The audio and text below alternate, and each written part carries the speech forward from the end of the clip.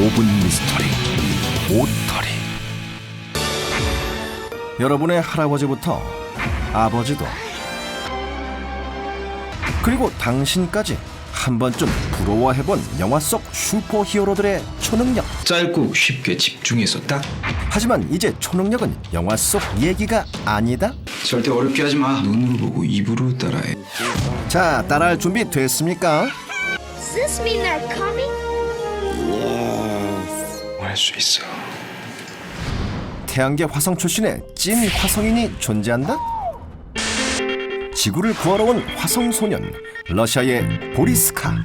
1996년 러시아에서 범상치 않은 아이가 태어났습니다. 보리스카라고 불리는 이 아이는 아주 기이한 행동으로 사람들을 놀라게 했는데요. 태어나자마자 눈에 초점을 맞추고 어른 같은 표정으로 엄마를 바라보았고 자라면서 우는 일도 거의 없었다고 하는데요. 심지어 생후 8개월에는 말을 하고 1년이 되자 신문을 읽으며 주변 사람들을 경악시킨 보리스카. 3살이 되었을 때는 우주에 관해 해박한 지식을 뽐내며 마을의 유명인이 되었고, 그때 보리스카는 충격적인 발언을 하는데요. 저는 전생을 기억하고 키가 7m가 넘는 14살, 15살의 화성인이었어요. 그리고 보리스카는 사람들에게 가까운 미래에 지구에 문제가 생기고 질병이 돌 것이라고 말하고 다니며 부모님을 난처하게 만들기도 했다는데요. 연구대상 1호, 보리스카를 위해 러시아 과학원이 나섰고 보통 사람들에 비해 오라체가 오렌지색 스펙트럼을 띤 강렬한 반응을 보이는 이른바 인디고 소년으로 파명된 보리스카. 더욱 특이한 건 나라에 큰 재난이 벌어질 때면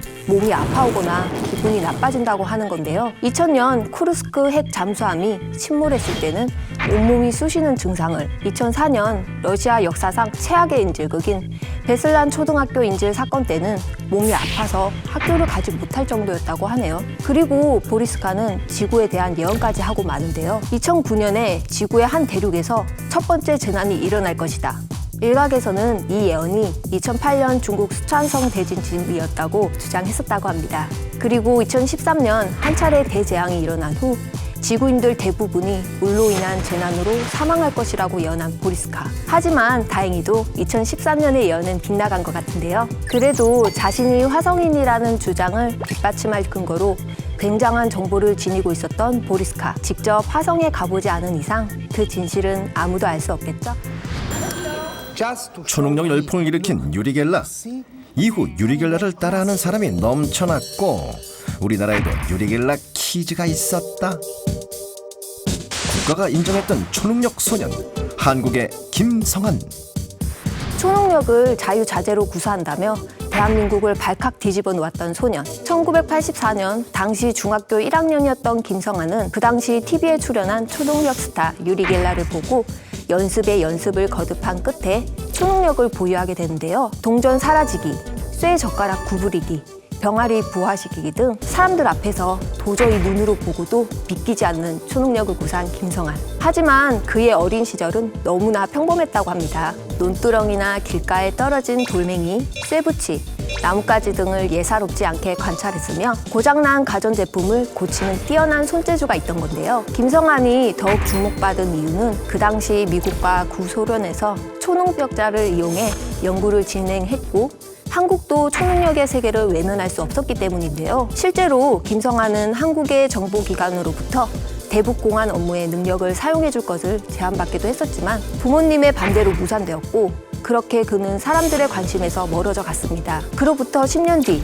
공개 석상에 나타나서 단 4분 만에 감시에 싹을 틔우며 초능력이 건재하다는 걸 확인시켜준 김성한. 하지만 그 후로 다시 자취를 감췄고 이후 한 TV 프로그램에서 김성한을 인터뷰했지만 어릴 때는 잡생각이 없어서 초능력에 집중할 수 있었지만 성인이 되고 집중력 부족으로 그 능력이 없어졌다는 겁니다. 그리고 이 한마디를 남겼습니다. 사람은 누구나 우연찮게 초능력을 사용할 때가 많다.